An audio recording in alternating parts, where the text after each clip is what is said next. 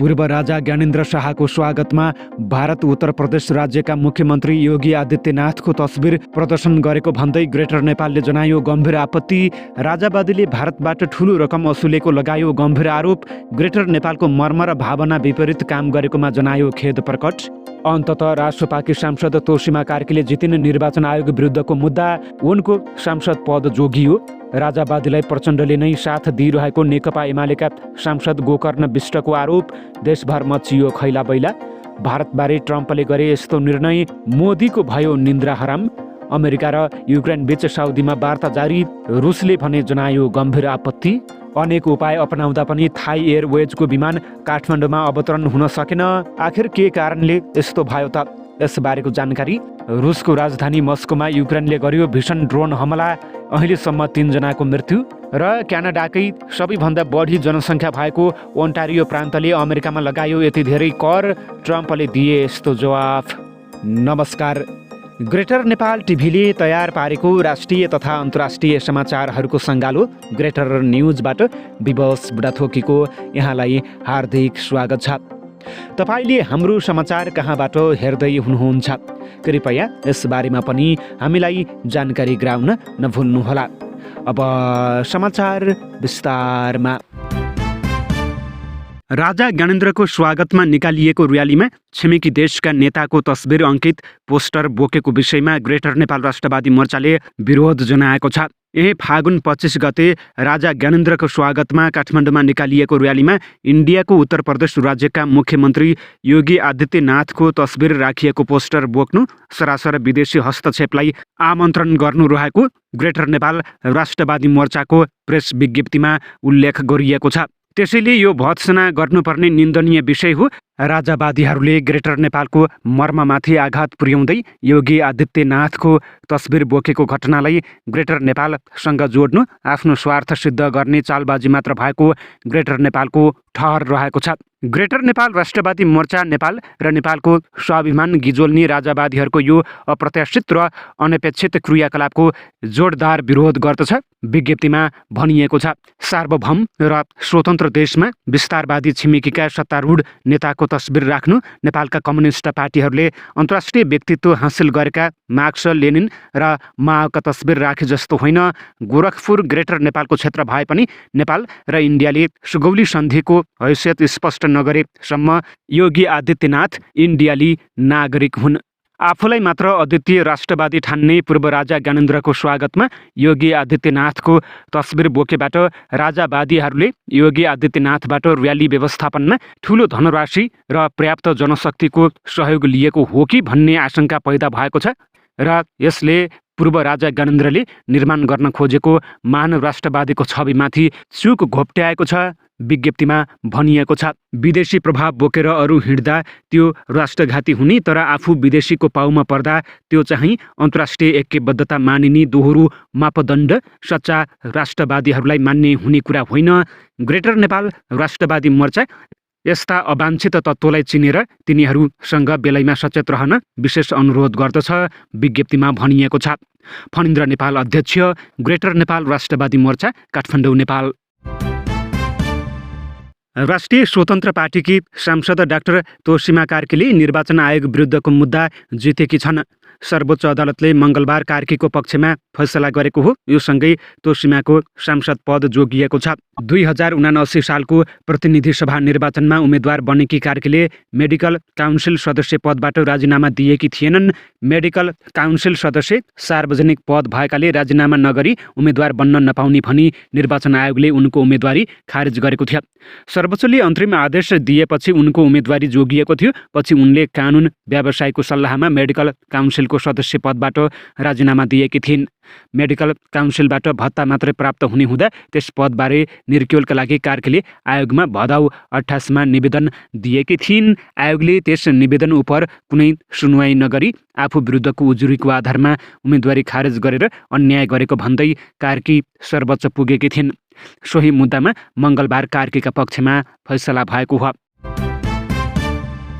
नेकपा एमालेका सचिव तथा सांसद गोकर्ण विष्टले पूर्व राजा ज्ञानेन्द्र शाहलाई नेकपा माओवादी केन्द्रका अध्यक्ष पुष्पकमल दाहाल प्रचण्डको अभिव्यक्ति सहयोगी बनेको त छैन भनी आशंका व्यक्त गरेका छन्। प्रतिनिधि सभाको मङ्गलबारको बैठकमा उनले प्रचण्डको अभिव्यक्तिले प्रतिगामी शक्तिलाई मलजल गरेको बताएका छन्। संविधानको मर्म र भावनालाई आत्मसात गर्नुपर्ने पार्टीको जिम्मेवार नेताको हैसियतले देशव्यापी रूपमा वितृष्णा, निराशा, अराजकता पैदा गर्ने गरी अभिव्यक्ति दिइरहनु भएको छ। प्रतिगामी शक्तिलाई प्रोत्साहित मलजल गर्ने गरी दिइरहनु भएको छ उनले भने। उनले प्रचण्डका गतिविधि पनि सहयोगी बनेको हुन सक्ने आशंका व्यक्त गरे। कतै आज पूर्व राजाको जुन प्रकारको हौसला रहेको छ यसका पछाडि यही प्रकारका गतिविधि पनि घुमाएर सहयोगी त बनिरहेका छैनन्। आज हामीले गम्भीरताका साथ समीक्षा गर्नुपर्नेछ उनले भने। विष्टले सत्ता र प्रतिपक्षमा रहँदा द्वैध चरित्र देखाएको बताएका छन्। उनले प्रचण्डले 3 पटक प्रधानमन्त्री बन्दाको जस र अपजस लिनुपर्ने बताएका छन्। यही सरकारका कारण निराशा पैदा भएको भनिएको अभिव्यक्तिप्रति उनले आपत्ति पनि जनाएका छन्। अमेरिकी राष्ट्रपति डोनाल्ड ट्रम्पले नयाँ दिल्लीले उनीहरूको भन्सार शुल्क धेरै तल घटाउन सहमत भएको घोषणा गरेको केही दिनपछि भारतले अमेरिकी उत्पादनहरूमा आयात कर घटाउन प्रतिबद्ध नभएको बताएको छ। आफ्नो दोस्रो कार्यकालको केही हप्तामै ट्रम्पले मित्र र शत्रुहरूलाई समान रूपमा लक्षित गर्दै विश्वव्यापी व्यापारलाई बढावा दिएका छन्। उनले सबै व्यापारिक साझेदारहरूलाई अनुचित अभ्यासको आरोप लगाउँदै आएका छन्। आगामी महिनादेखि भारतसहित धेरै देशमा पारस्परिक भन्सार लगाउने घोषणा उनको रहेको छ। ट्रम्पले गत हप्ता भारतको ठुलो भन्सारबारे एकपटक फेरि आलोचना गरेका थिए। तपाईँ भारतमा केही पनि बेच्न सक्नुहुन्न, यो लगभग प्रतिबन्धात्मक रहेको छ ट्रम्पले भनेका छन्। जे होस् उनीहरू सहमत भएका छन्। उनीहरू अहिले आफ्नो भन्सार शुल्क कटौती गर्न चाहन्छन् किनभने कसैले अन्ततः उनीहरूले के गरेका छन् भनेर उजागर गरिरहेको छ। तर भारत सरकारले संसदीय समितिलाई यो विषयमा अमेरिकासँग कुनै प्रतिबद्धता गरिएको छैन भनी मङ्गलबार टाइम्स अफ इन्डिया अखबारको एक रिपोर्टले जनाएको छ। सरकारले अमेरिकी राष्ट्रपतिद्वारा बारम्बार उठाइएको मुद्दालाई सम्बोधन गर्न सेप्टेम्बरसम्म समय मागेको छ। अखबारमा भनिएको छ, भारतका वाणिज्य सचिव सुनिल बर्थवालले भने भारत र अमेरिकाले तत्काल भन्सार शुल्क समायोजनको सट्टा दीर्घकालीन व्यापार सहयोगमा ध्यान केन्द्रित गर्दै पारस्परिक रूपमा फाइदाजनक द्विपक्षीय व्यापार सम्झौताको दिशामा काम गरिरहेका छन्। गत महिना व्हाइट हाउसको भ्रमण गरेका भारतीय प्रधानमन्त्री नरेन्द्र मोदीको ट्रम्पसँग स्वीकार्य सम्बन्ध रहेको छ। ट्रम्पले भ्रमणका बेला भारतीय नेतासँग विशेष सम्बन्ध साझा गरेको बताएका थिए। मोदीले विश्वको सबैभन्दा ठुलो र 5औं ठुलो अर्थतन्त्रले आपसी लाभदायक व्यापार सम्झौतामा काम गर्ने र त्यसलाई चाँडै नै अन्तिम रूप दिइने बताएका छन्। संयुक्त राज्य अमेरिका भारतको सूचना प्रविधि र सेवा क्षेत्रका लागि महत्त्वपूर्ण बजार भए पनि वासिङटनले हालैका वर्षहरूमा नयाँ दिल्लीलाई अर्बौं डलरको नयाँ सैन्य हार्डवेयर बिक्री गरिरहेको छ। अस्ट्रेलिया, भारत, जापान र संयुक्त राज्य अमेरिकाको 4 पक्षीय समूह क्वाडका राष्ट्र प्रमुखहरूको शिखर सम्मेलनमा भाग लिन ट्रम्पले यो वर्षको अन्त्यमा भारतको भ्रमण गर्न सक्ने पनि अपेक्षा गरिएको छ। साउदी अरब, कतार र जोर्डनले मङ्गलबार युद्धग्रस्त गाजापट्टीमा बिजुली आपूर्ति कटौती गर्ने इजरायलको निर्णयको निन्दा गर्दै अन्तर्राष्ट्रिय समुदायलाई कारबाही गर्न छुट्टा-छुट्टै वक्तव्यमा आह्वान गरेका छन्। युद्धविराम वार्तामा अवरोध देखिएका बेला प्यालेस्टाइनी विद्रोही समूह हमासलाई बन्धकहरू रिहा गर्न दबाब दिने प्रयासमा इजरायलले आइतबार गाजामा एकमात्र पानीको डिसेलिनेसन प्लान्टमा जाने एकमात्र विद्युत लाइन विच्छेद गरेको घोषणा गरेको थियो। साउदी अरबियाको विदेश मन्त्रालयले इजरायली क्षेत्रबाट गाजापट्टीमा बिजुली काटेर प्यालेस्टाइनीहरू विरुद्ध सामूहिक सजायको प्रयोग गरेकोमा कडाभन्दा कडा शब्दमा निन्दा व्यक्त गरेको छ।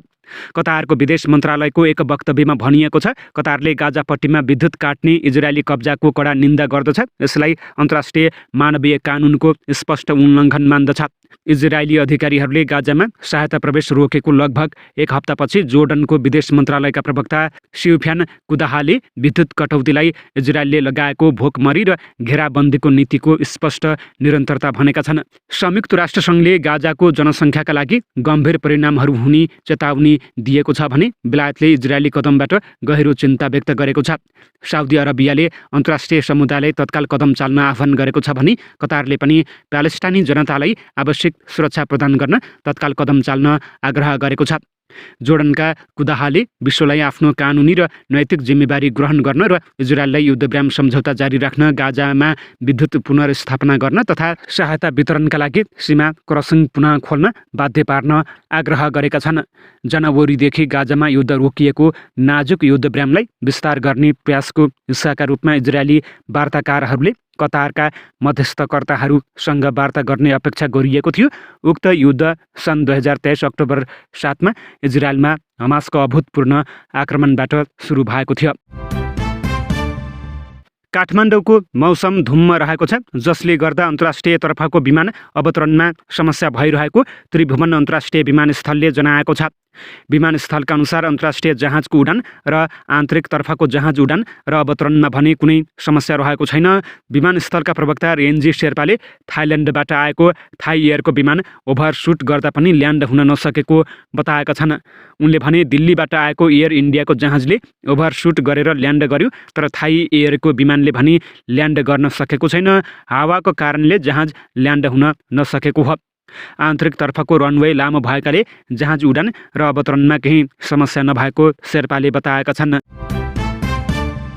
अमेरिकी राष्ट्रपति डोनाल्ड ट्रम्पसँग निकट रहेर राजनीतिमा होमिएका एलन मस्कको टेस्ला कम्पनीलाई उनको राजनीतिक सहभागिताका कारण आर्थिक नोक्सानी हुन थालेको छ।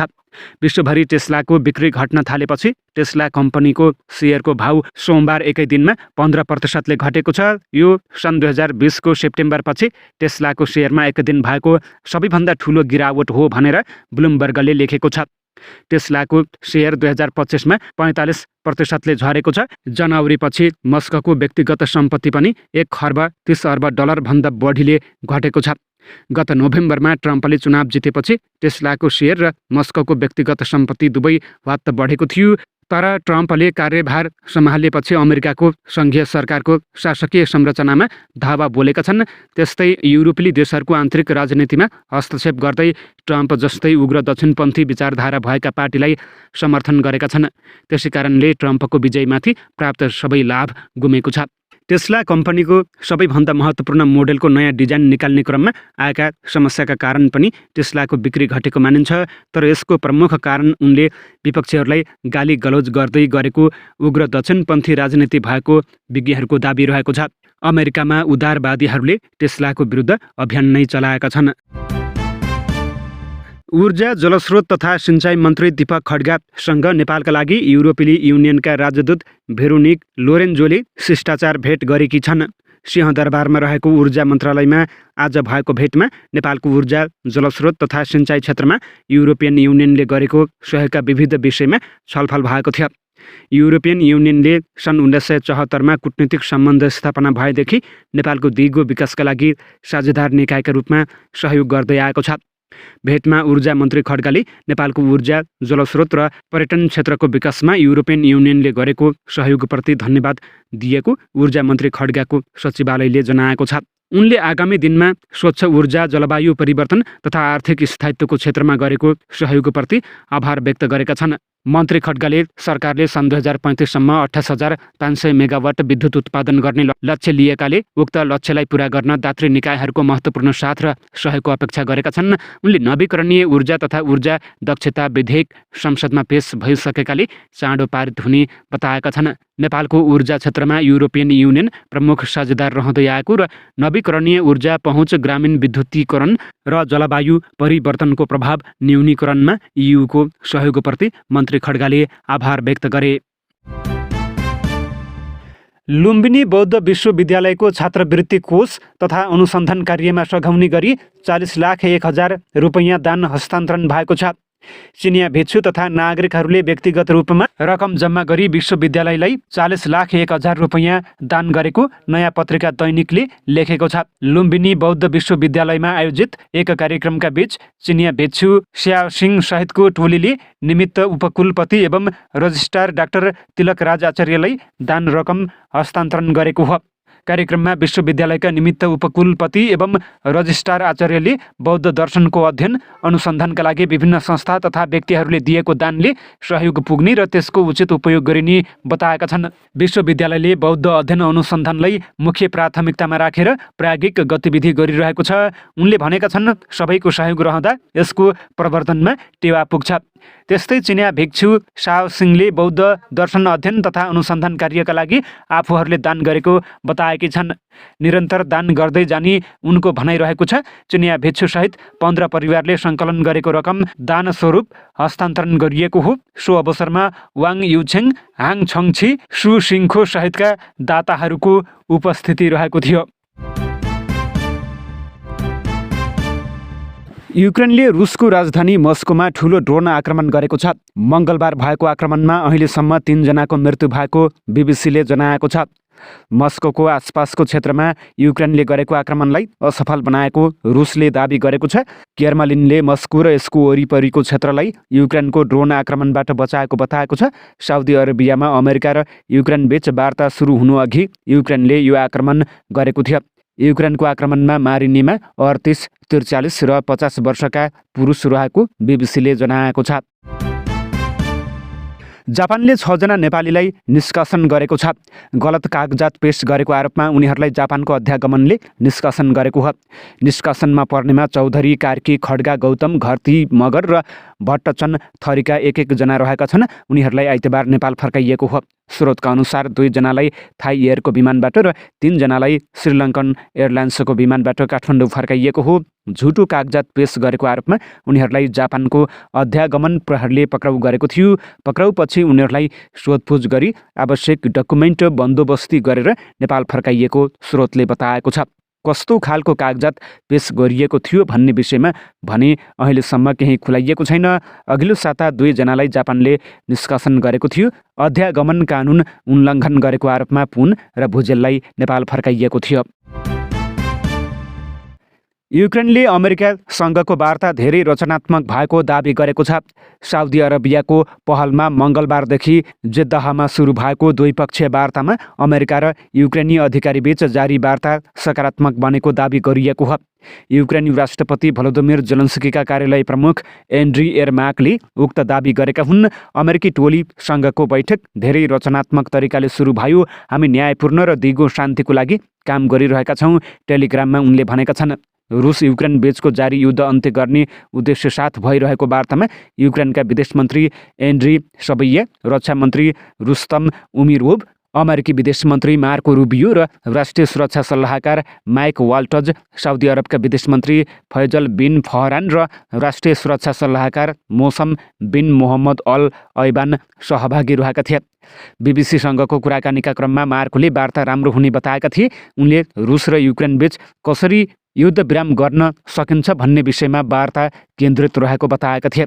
यता रसियाले साउदी अरेबियाको वार्ताबाट आफूहरूले धेरै अपेक्षा नगरेको बताएको छ। साउदीका लागि राजदूत रहिसकेका एन्ड्रे बाक्लानोभले अमेरिकी र युक्रेनी अधिकारीहरूबीच भइरहेको वार्ताबाट धेरै अपेक्षा गर्न नसकिने बताएका हुन्। उनले जेलेन्स्कीलाई आफूहरूले वास्तविक राष्ट्रपति नमान्ने गरेको बताएका छन्।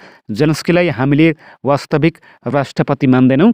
कियवका अधिकांश राष्ट्रवादी भनिएका नेताहरू हाम्रो आपराधिक सूचीमा छन्। ती अपराधीसँग हामीले गम्भीरतापूर्वक कुरा गर्न सक्दैनौँ, उनले अल जजिरासँग भनेका छन्। यसअघि अमेरिकी राष्ट्रपति डोनाल्ड ट्रम्प र युक्रेनका राष्ट्रपति जेलेन्स्कीबीच व्हाइट हाउसमा भेटवार्ता भएको थियो।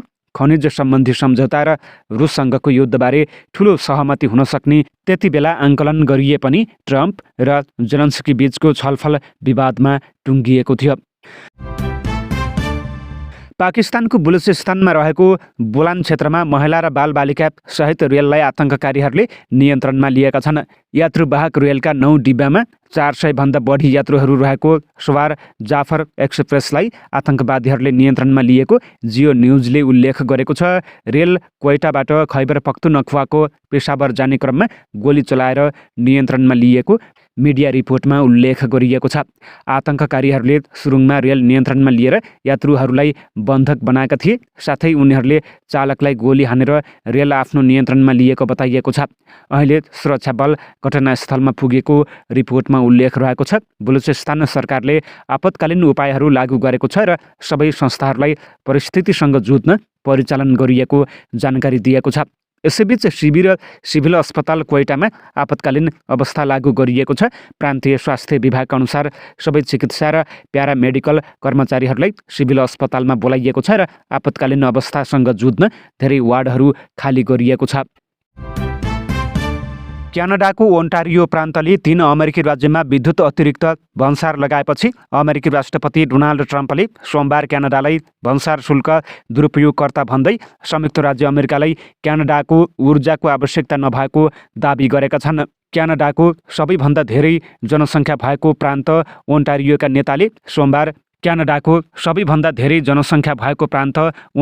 नेताले सोमबार मेसिगन, मिनेसोटा र न्युयोर्कमा विद्युत निर्यातमा 25% अतिरिक्त भन्सार शुल्क थप्न लागेको बताएका हुन्। ओन्टारियोले यी 3 राज्यमा 15 लाख घर र व्यवसायीहरूलाई विद्युत आपूर्ति गर्छ। ओन्टारियोले अहिले विद्युतमा सबै कुरामा 25% अतिरिक्त भन्सार शुल्क घोषणा गरेको छ। प्रान्तलाई त्यसो गर्न अनुमति नै थिएन भन्ने दाबी गर्दै ट्रम्पले आफ्नो ट्रुथ सोसल प्लेटफर्ममा भनेका छन्, क्यानाडा भन्सार दुरुपयोगकर्ता हो र सधैँ रहिआएको छ। तर संयुक्त राज्य अमेरिकाले अब क्यानाडालाई अनुदान दिने छैन। हामीलाई तिमीहरूको कारहरू चाहिँदैन, हामीलाई तिमीहरूको काठ चाहिँदैन, हामीलाई तिमीहरूको ऊर्जा चाहिँदैन र चाँडै नै तिमीहरूले त्यो थाहा पाउनेछौ।